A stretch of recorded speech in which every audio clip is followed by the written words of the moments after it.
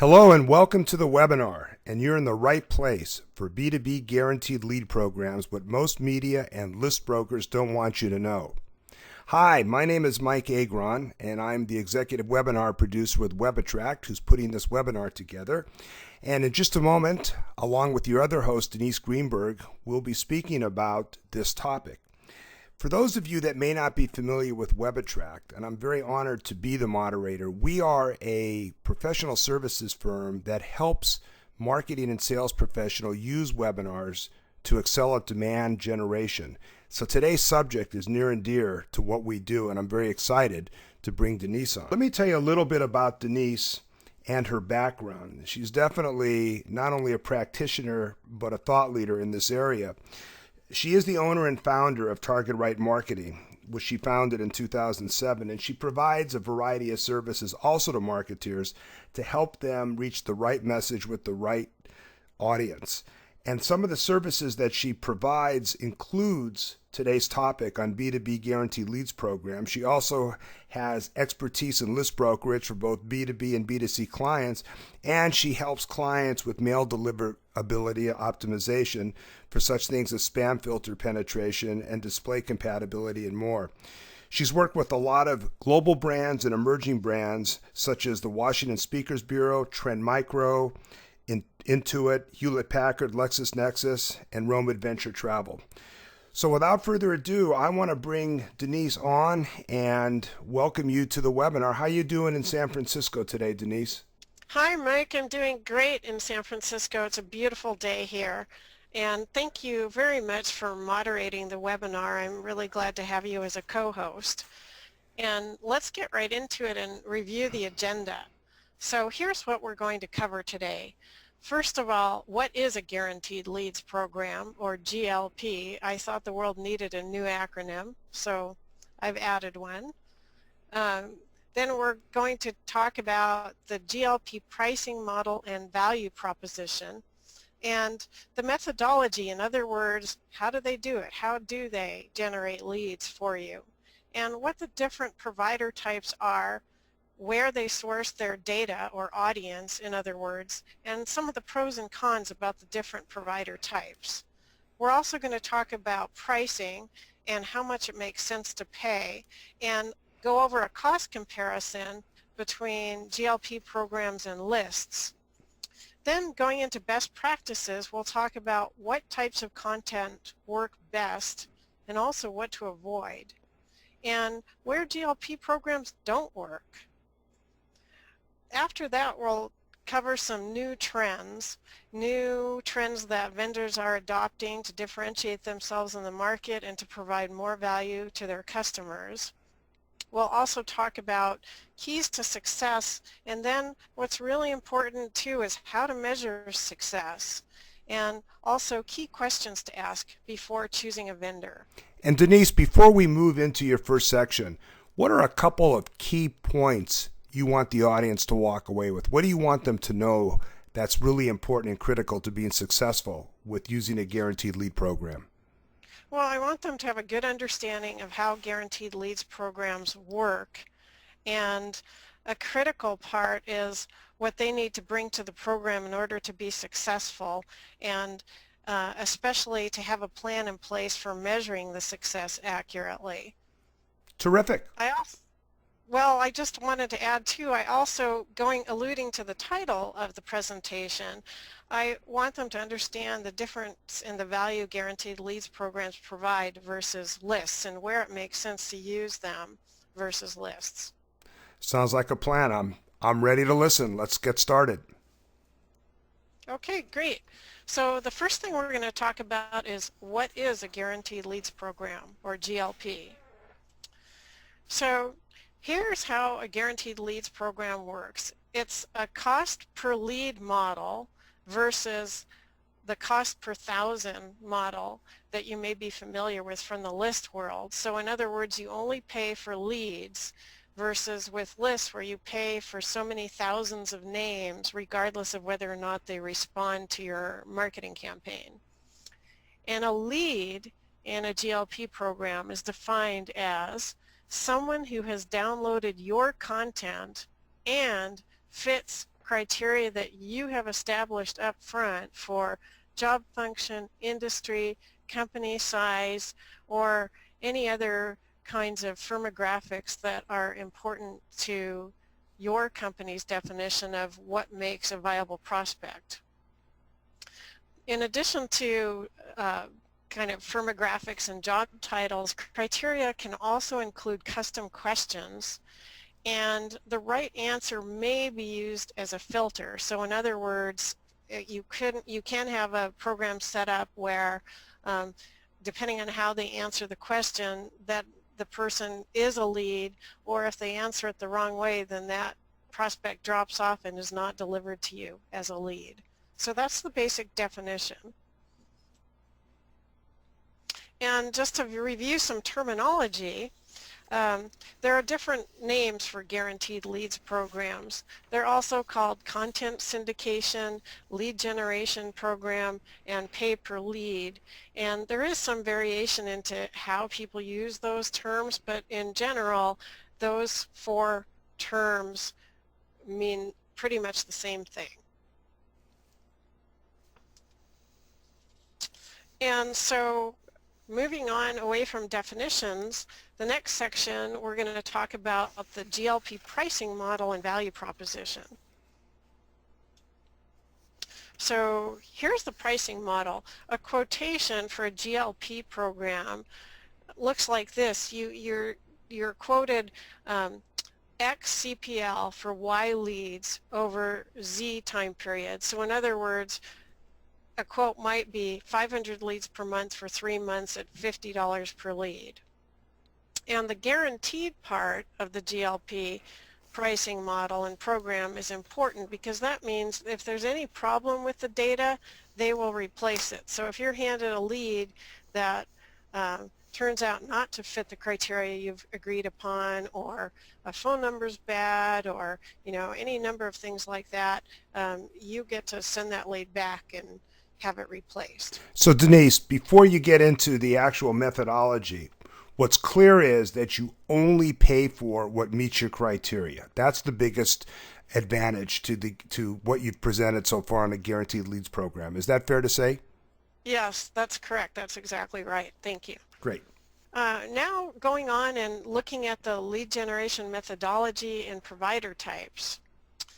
This is a kind of big illustration of the methodology, because what happens is basically that your content, and by content I mean white papers, analyst reports, case studies, videos, recorded webinars for that matter, are promoted or syndicated via informational emails, targeted web properties, social media, ads and e-newsletters, telemarketing, co-registration, any number of different methods.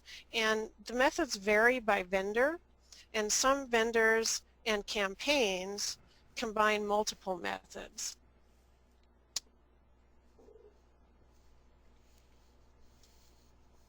And this is a pretty good list of targetable audiences out there. It's not exhaustive, but it should give you some idea that there's a fairly wide breadth of audiences available that you can target with the Guaranteed Leads program.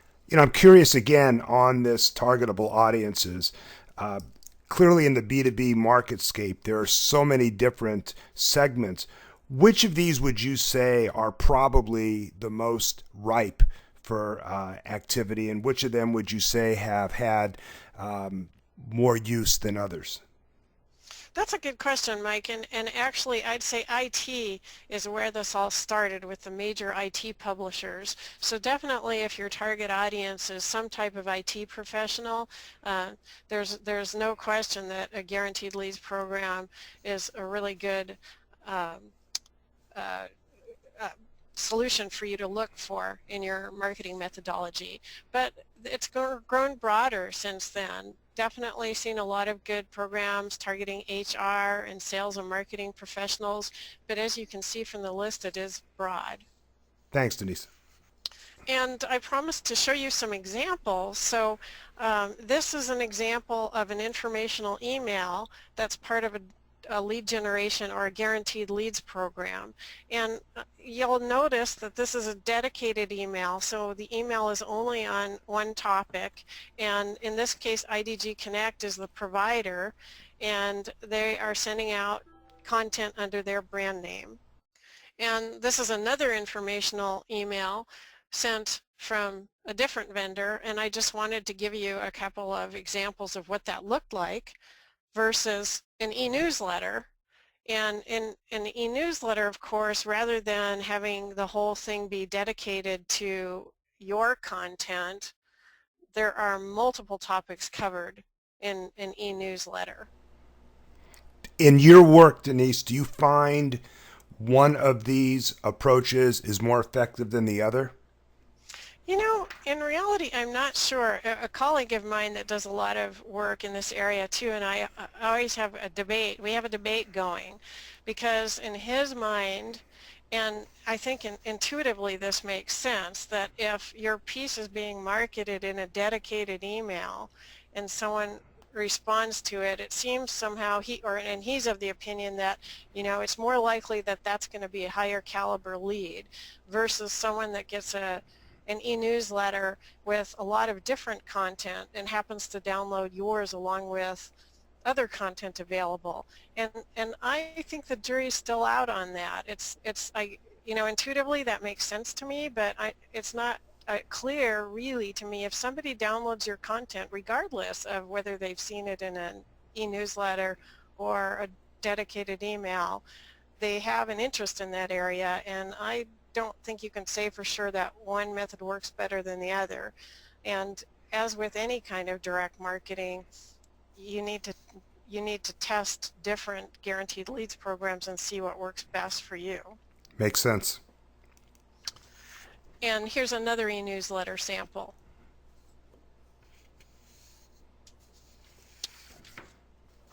So let's talk about the GLP provider types. As I see that landscape, there are two major categories of GLP provider types. Traditional publishers on the one hand and lead generation companies on the other, and then there are a few hybrids. So traditional publishers are publishers that have their own editorial content. For example, IDG, who publishes CIO Magazine and Network World, versus and UBM. These are high-tech examples, obviously, but they're best known for Information Week, and so although their revenue comes from advertisers, what they really exist to do is to provide editorial content. Whereas a lead generation company exists to generate leads, and they market client content rather than editorial content. And a couple of examples of lead generation companies would be eMedia or True Influence or Netline. And hybrids, I really think of hybrids as a subcategory of lead generation companies. So there's a limit to what one can show with graphics, but it's not an accident that the hybrid circle covers more of the lead generation company circle than the traditional publishers circle. Because what hybrids do is they exist to generate leads, but they use traditional publishers' subscriber networks in order to do so. And the other thing too is like a lot of things, the definition can get a little bit mushy because lead generation companies do produce some content in terms of newsletters and content sites also, but for the most part they don't originate it, they aggregate it from other sources. So traditional publishers and lead generation companies have different sources for their data, and the database sources for traditional publishers are, of course, their publication, website, and newsletter subscribers, and their conference and webinar attendees. And so network computing and B2B are both examples of subscriber publications that traditional publishers publish, and their database sources are people that subscribe to publications like that, as well as their websites, and attend those conferences. Versus The database sources for lead generation companies are quite different. So lead generation companies have data that's aggregated from compiled data providers, and some examples of that would include Dun & Bradstreet, Hart Hanks, Net Prospects, Data.com, etc. So in other words, the lead generation company acquires data from companies like Hart Hanks, Net Prospects, Dun & Bradstreet, etc., and creates a very large aggregated database that becomes the audience that they use to generate leads for their clients. They also use networks of partner publishers and subscribers to the e-newsletters that they create. And some of them also use, to collect their audience, they use the registration process for trade publication subscriptions, white papers, webinars, etc. In other words, it can be a co-registration. And just looking at the strengths of the two major provider types, traditional publishers versus lead gen companies. So with traditional publishers, they've got a subscriber database whose roles and vertical interests are very well understood. They have a high reputation, so when a traditional publisher is running your GLP program, the publisher's brand adds credibility. And they can also sometimes add complementary offers, for example, maybe banner ads in addition to the GLP program.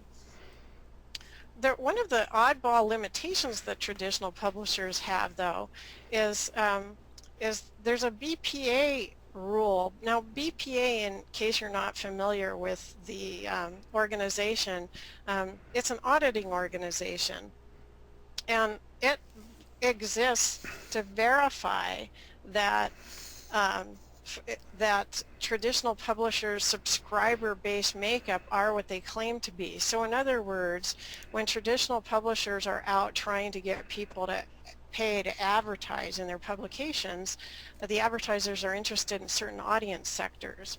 And BPA audits to make sure that that information is accurate. But here's the thing.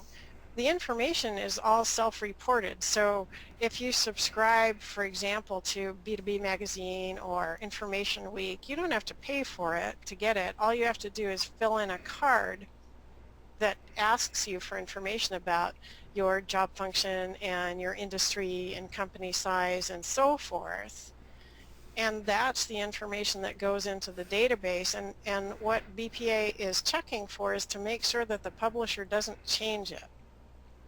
Well, the reason that this can be a limitation is, I know this will come as a great shock to some of you, but believe it or not, sometimes people enter information that's incorrect into those forms.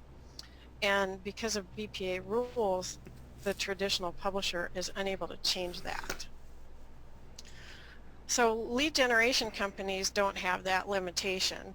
Another thing about them is they tend to have much larger databases because their databases are aggregated from multiple sources, and they also usually have much broader reach in terms of available industries and job functions, and they've become very good at focusing and marketing the client content effectively rather than concentrating on their own editorial. Denise, before we move into the next topic, what would you think is the most important thing for people to take away when they're exploring a program, looking at a traditional publisher versus a lead gen company? Is there something that should jump out? Well, the most important thing is who has your audience, and so that's where I would concentrate first. And then again, as with other kinds of marketing testing, I don't think you can say, I can't say hand on heart that one or the other provider type is going to provide better quality leads. There's too much variation between vendor and between specific marketers. So the key thing is which one has your audience and has the most of it. I would absolutely agree. In our experience, that tends to be exactly the case. Which has the audience, which has the credibility with that audience to reach it. Makes perfect sense. Moving on to pricing. guaranteed leads program pricing, of course, it depends. It's such a common answer. It really does vary greatly depending upon the vendor, the lead criteria, the job level, and whether or not there are custom questions. And by lead criteria, I really mean the number of data points required. So, in other words, job function is a data point, company size is a data point, so is industry. So the more of the more data points that you require as part of your lead criteria, in general, the more expensive it becomes. And with job level, manager level leads are less expensive in general than C-level leads. And custom questions, especially if the custom questions are filters, in other words, if the way someone answers the question is going to determine whether or not they're a lead, that's going to add to the price. And it all boils down to the more difficult the criteria, the higher the CPL. So the harder the vendor has to work to get your lead, the more expensive it's going to be. So then the question becomes, well, how much should you pay? And just to give you some really rough numbers, because it's very broad. I mean, there are programs as low as $35 per lead, and they could go up to over $200, $250 per lead, depending on the factors we just discussed. And as far as how much should you pay, you really need to think about what's a sale worth to you, and it could, and what's a sale worth to you could take different forms depending on your business. What's your cost per seat? What's the long-term value of a customer for you? What's your average deal size? What's your sales cycle? What's your average ROI? Because how much you should pay should bear some relation to these factors. And simply put, if you're selling a $500,000 product, then it would seem to make sense to be willing to spend more per lead than if your product were $1,000. This slide where I'm comparing the cost per lead for lists versus guaranteed leads program really gets to the crux of the title of my presentation about what most list brokers don't want you to know, because it's my experience that if a GLP program exists that has your audience, it's a much better value for you than renting a list. And in this example, I tried to put together a comparison where we're dealing with some typical minimums. So for example, with an email list rental, 5,000 names is the most common minimum order for a list rental. And like anything, cost varies a lot, but this would be, the average cost for a list where you were targeting IT managers and above, and there was a company size criteria too. And if we assume a 0.8% click-through rate, which is actually a good click-through rate for a rented list, and then we assume 30% of the clickers go on to register on your form, you end up with 12 leads. And so your cost per lead becomes $267. And just to back up for a minute, when you rent an email list, I want to make sure I'm being clear here. When you rent an email list, you don't get access to those email addresses. Instead, what happens is the list owner transmits your email to their list on your behalf. And your email has to contain an offer like a white paper or an analyst report or something that they are incented to click through to your landing page in order to receive. And then on your landing page, you're going to have a registration form so that you can capture their contact information before they're allowed to download the informational piece. And those people that not only click through to your landing page but also fill in your form are the only people whose contact information you receive. So versus in a guaranteed leads program, again, there's variation, but $5,000 is a fairly common minimum order. And in this case, again, for an IT manager and above with company size criteria, $50 cost per lead is fairly typical if there are no custom questions. And so in this example, that could get you 100 leads, and look at the difference in your effective cost per lead.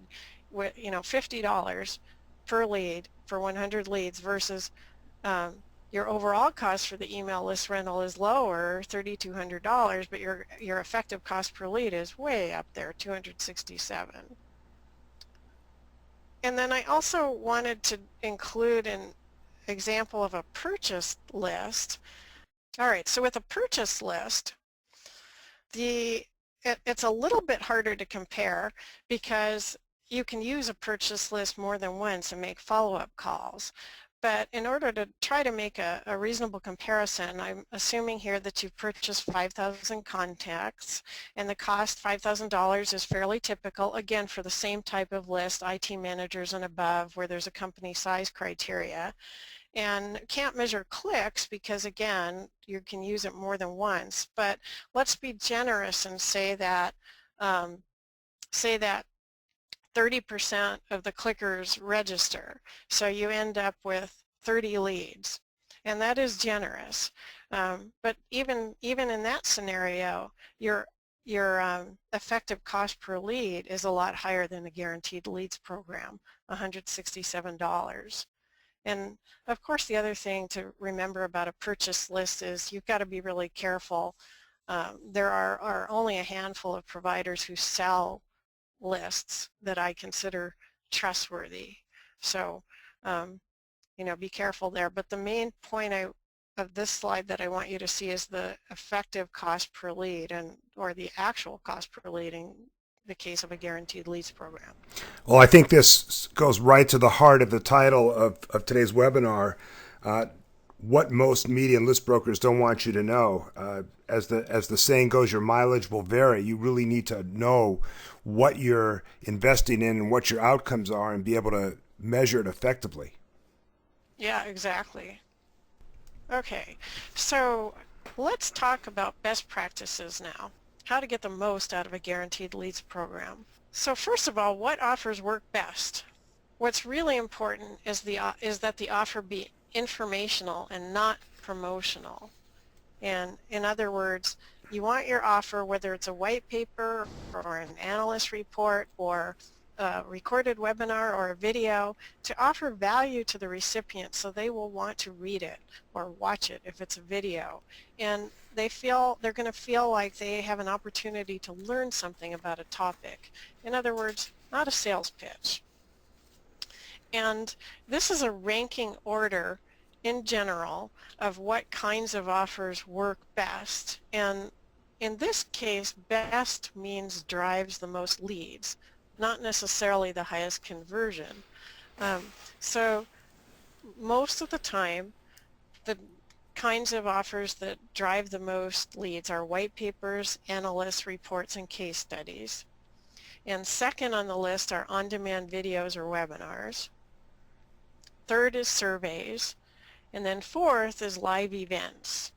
And by live events, that could be a webinar that's live, or of course a physical event would even be harder.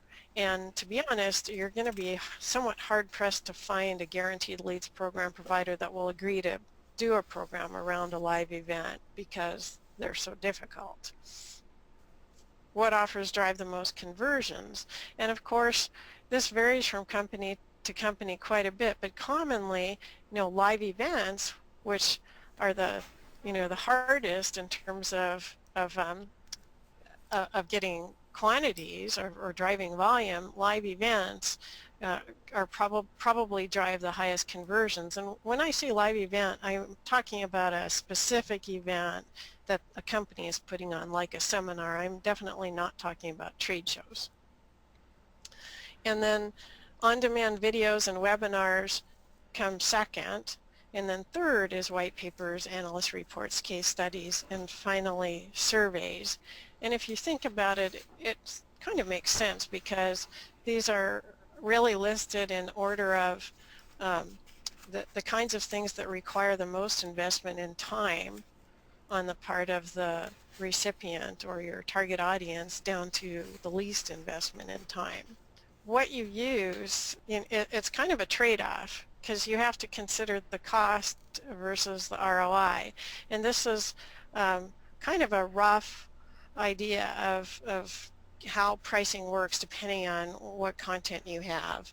And of course live events are way up there at the top, and again that's only if you can find a vendor that will take this on, and I'm not going to say it can't happen, but it's just difficult. And then these other tactics, on-demand videos and webinars and white papers and surveys and so on, these are clumped together on purpose because there isn't necessarily a huge difference between the cost of using those tactics, but generally speaking, this is what the trend looks like in terms of pricing. So it's also important to talk about when GLPs won't work. They don't work very well at all for free trials. I have heard that there are some providers that will do that, but none of the ones I work with will accept offers of free trials because they're just too hard. I mean, I've often heard it compared to if you go out on a first date and start trying to negotiate about what you're going to name your children. The person on your date is likely to be scared away. It's like, wait a minute, I'm still getting to know you. I don't know if I want to, have children with you. So offering a free trial is sort of like that.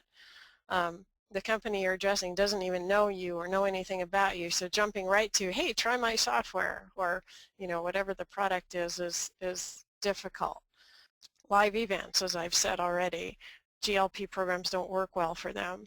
Also, very small geographical areas don't work well because they just don't have an audience pool that's big enough.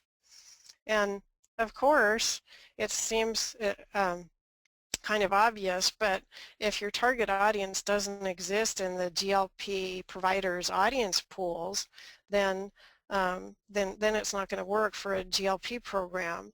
And even though I have said that guaranteed leads programs offer better ROI than lists, lists still have a function, and they offer a much broader audience.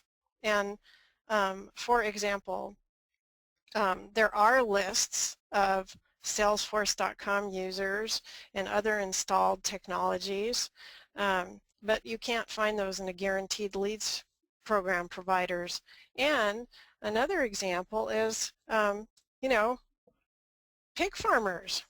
Now, you may laugh, but there are lists available for pig farmers.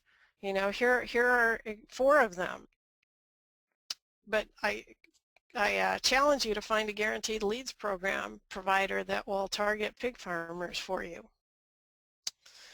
So moving on to new trends.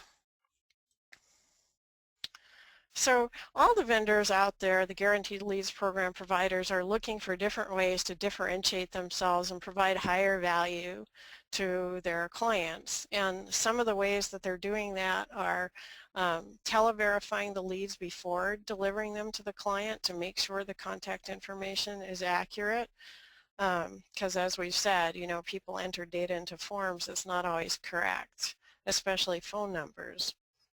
Also, back-end intelligence to deliver content to the right person at the right time. In other words, various types of audience behavioral analysis so that when they're marketing your content, they have some notion of which people within their database pool have responded to like content in the past and can prioritize putting your content in front of those people.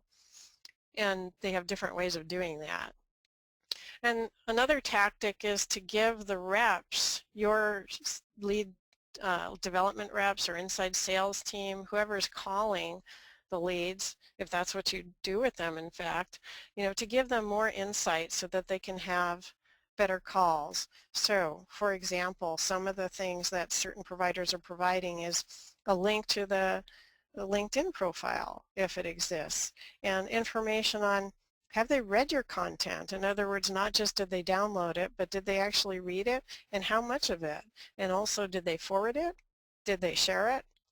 Did they print it? And what else are they downloading? And how active are they in interacting with your content and other content? And they can also present your content to relevant LinkedIn groups.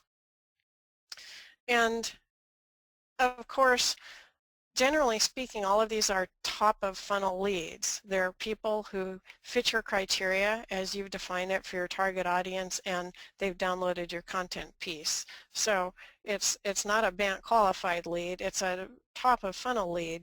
So one of the other areas where lead providers, guaranteed leads program providers are trying to help the sales process is add additional blended services to push the leads further down the funnel. So some examples of that would be retargeting the contacts with display products. In other words, banners from that also promotes your company. Another thing some of them do is to target, some of them can do is to target lookalike contacts rather. So in other words, find people in their database pool that match people that have responded to your content and target them. And then of course, if you really want to get further down funnel, add BANT qualification through telemarketing. So Denise, I'm curious, with these trends, are they being offered as a premium above what is normally offered, or are they being instituted to give a competitive edge to the providers? It really depends on the providers. Some of them are making them available at a premium. Like I know one provider that has an audience dashboard of sorts that gives the reps a lot more insight to make better calls. Only does that for a certain order value. So they up the order value from a $5,000 minimum to a $25,000 minimum.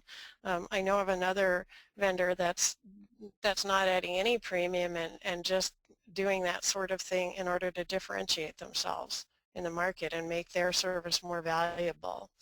The blended services that I've been talking about do tend to come at an additional price. So in terms of the methodology of giving reps more insight for better calls, I just want to show you a couple of examples of a sort of dashboard view that's available from one of the vendors that lets you see for this lead. So there's a lead intelligence dashboard where you can actually see what this guy Matthew Plitnick has been doing, that he's spent 30% or 50% rather of his interaction in this system with your content, 50% versus others, and also information over here about what he's been doing, which kinds of papers he's viewed.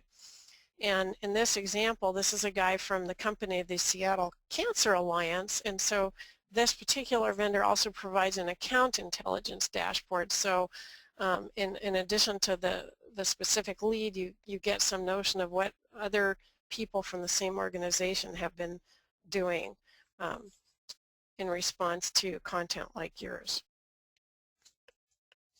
And in an example of trying to push leads further down the funnel for you, in this case, this is an example where the vendor takes your leads and then does instant nurturing, if you like, through retargeting. So the people who have responded and downloaded your content get presented with other advertisements and display ads also marketing you. And then finally, there's the data match or portion where they take people that look like the people that have responded to you and market to those people too. So again, those are just some examples of the new trends out there. It really is interesting how this is advanced. Quite interesting. Yeah. Overall, what are the keys to success?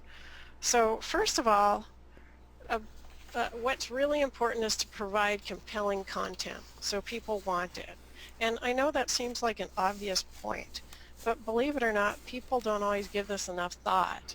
And, sometimes direct marketers are really challenged internally with obtaining content. So, they want to try to use whatever they have. But if at the end of the day, no guaranteed leads program provider can perform magic. So if the content isn't compelling, the program's not going to work.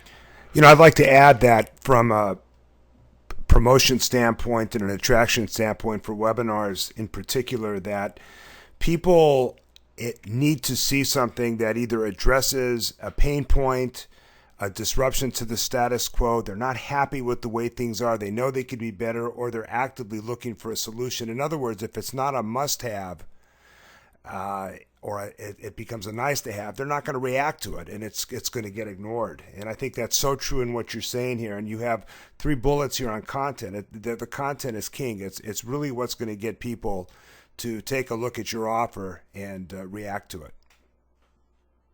Yeah, absolutely. And targeted content is also important. So, and one of the areas where you can really make use of very finely targeted content is if your target has unpredictable job titles. So, for example, I've worked with a company in the past that has a product that helps with website performance, meaning if you've got a website and there are third-party ads running on your site and various things, and your site slows down, you need to be able to figure out what's slowing it down. Is it your content, or is it one or more of the advertisers' content that's slowing the site down? And so they need to target the people that are responsible for website performance. Well, that's really hard, because most of the time you don't find a lot of people out there that on their business card their job title is website performance director or manager. Instead, people have really unpredictable job titles. It could be IT, it could be webmaster, it could be something entirely different. And so if you're in a similar situation where your target has really unpredictable job titles, one of the strategies that you can use with a guaranteed leads program is to, when you define what's an acceptable job title that you'll accept as a lead, open it up and let your content drive your audience, and under the assumption that if your content is really targeted on a particular topic, for the most part, the only people that are going to download it are going to be the people that it matters to. The other thing with a guaranteed leads program, the more content pieces you can provide, the better. Of course, the more leads you need, the more content pieces you need to provide. But in general, it's better to provide more content pieces, because the guaranteed leads program provider is going to be putting your pieces in front of an audience, and through various means. But look using email as an example, someone may not respond to one piece, but maybe they'll respond to another. So it's just giving them a lot more tools that they can use to generate leads for you. You don't want to be putting the same 1 or 2 content pieces in front of the same people repeatedly, because they just won't respond. Another key to success is to invest in targeting. Of course, you need to know what budget is acceptable to you to spend, but within that, consider custom questions. You don't want to add a lot of custom questions. I'd say no more than 2, because otherwise it's too hard to get people to answer them. But custom questions can produce more targeted leads. They cost more, but it's often worth the trade-off if what you end up with is a more highly qualified lead. Another thing in terms of targeting is, don't insist on a director level and above title if managers could be important influencers that get you in the door. I see that pretty frequently, that where people want director level and above, and it really drives the cost up, and it's not necessarily a director level person that's going to be the initial researcher and internal champion. That's so true, Denise. We see that all the time too. It's often that manager who is tasked with championing this particular project, and he or she really wants to be successful. And if they can get in and learn something, they're going to take that and push it up the line. That's so true. Yeah, absolutely. Um, and also treat the vendor like a partner. That's how you're going to have the most success. I mean, if something isn't working, work with them to solve it. If they tell you a content piece isn't pulling, provide another one. In other words, the more you treat the vendor like a partner, the more they're going to be able to work with you and provide a successful lead generation program for you. And then last but definitely not least, have a plan for what you'll do with the leads and how and when you'll evaluate conversion. So as I said earlier, most of these are pretty top of funnel leads. That means they're interested in your content and they have the right job function and industry and so forth, but they may not be ready to buy today. So do you have a nurture program? What are you going to do with them? Are you going to call all of them? Are you going to put some of them in a nurture program? Have some kind of plan so that you'll know if your program is successful. You have to have a way to measure it established up front. If your plan is to call them, which is what I see most frequently, another question is, are your inside sales reps or lead development reps equipped and compensated to call all the leads, or will they cherry pick? And how many times will they call? I have talked to I was talking to a marketer the other day who's used guaranteed leads programs for years and asking her about what kinds of things were most successful for her and less successful. And one of the things she said to me was that she felt that some of her programs didn't actually get the attention they deserved because the sales reps were cherry picking. So some of the leads didn't get called or didn't get called very often, and so there were programs that she ran that she felt could have been more successful, but she didn't feel like she was able to evaluate them properly because of that. So one of the things that you can do is to consider hiring a telemarketing firm to ensure you don't miss any opportunities. I often partner with one and pull that into a guaranteed leads program as part of the package, because what they're able to do is first, they are tasked with calling all the leads, and they have the system set up so that they can make a lot more calls a lot faster, and that way you can provide leads to your sales reps, your inside sales team, your lead development reps, whatever they're called at your company, that are already further down funnel.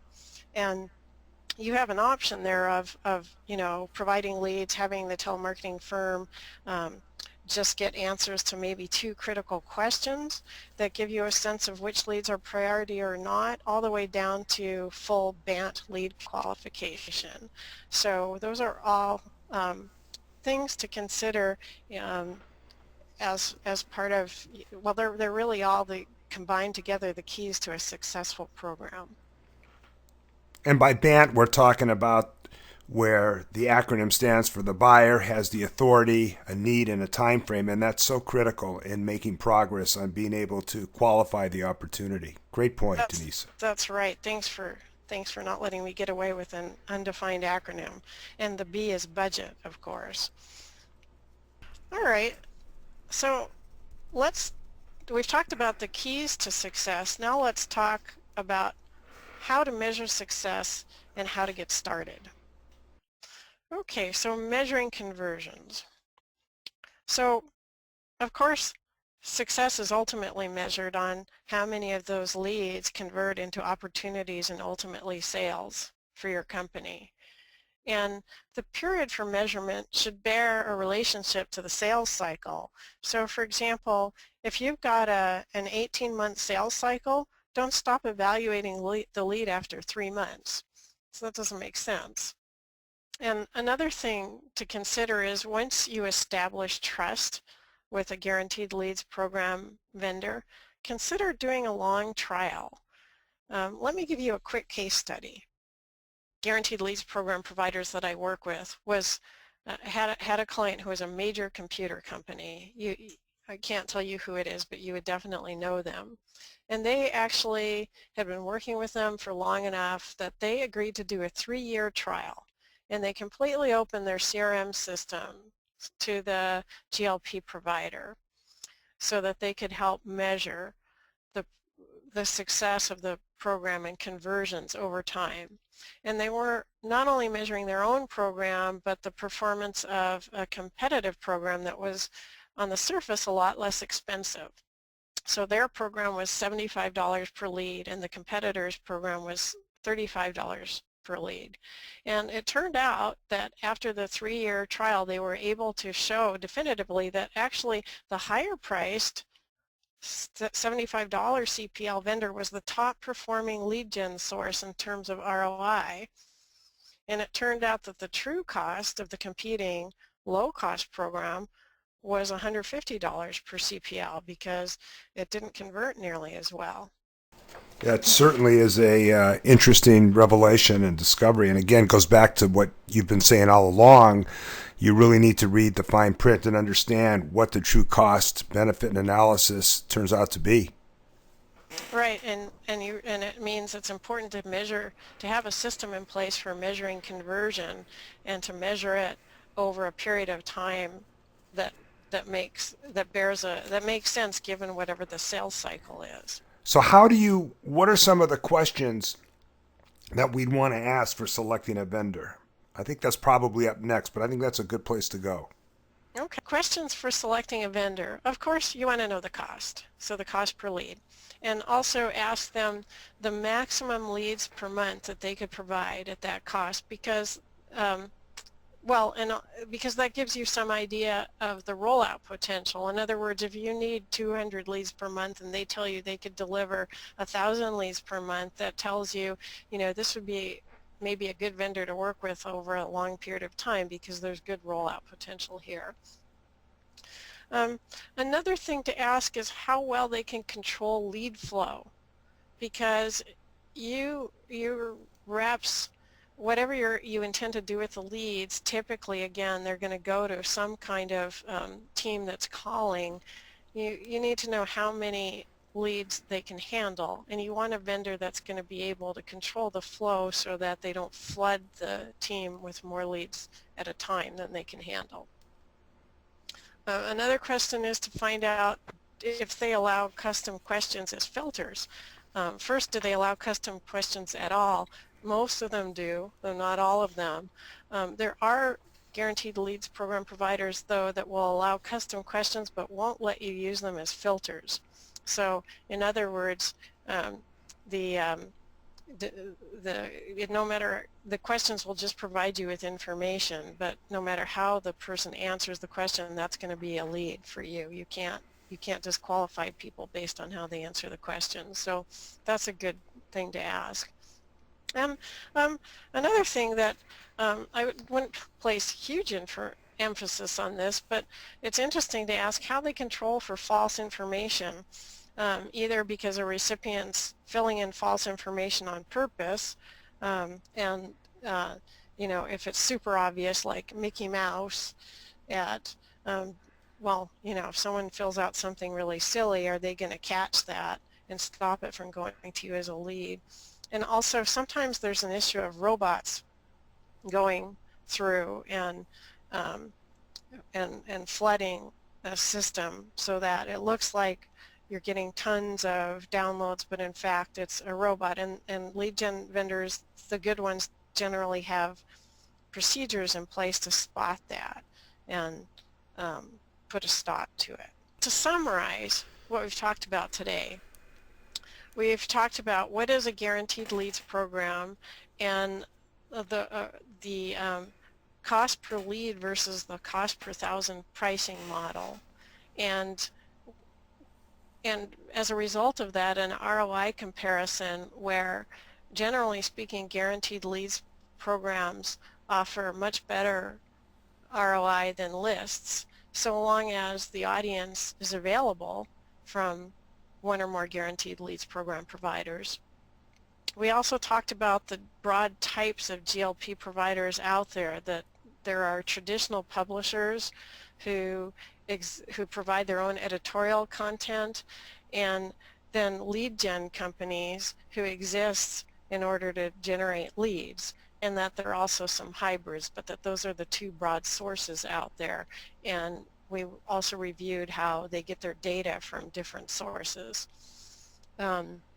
We went over some of the keys for success, and I guess if I had to name the most important key, well, more than one. I mean, having compelling content and having targeted content is really important, and then also having a plan for how you're going to measure success and also for what you're going to do with those leads.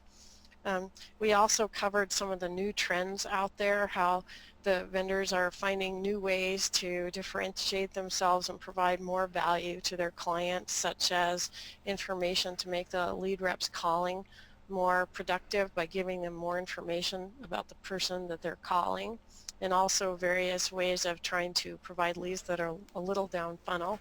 And of course, we just covered key questions to ask for selecting a vendor.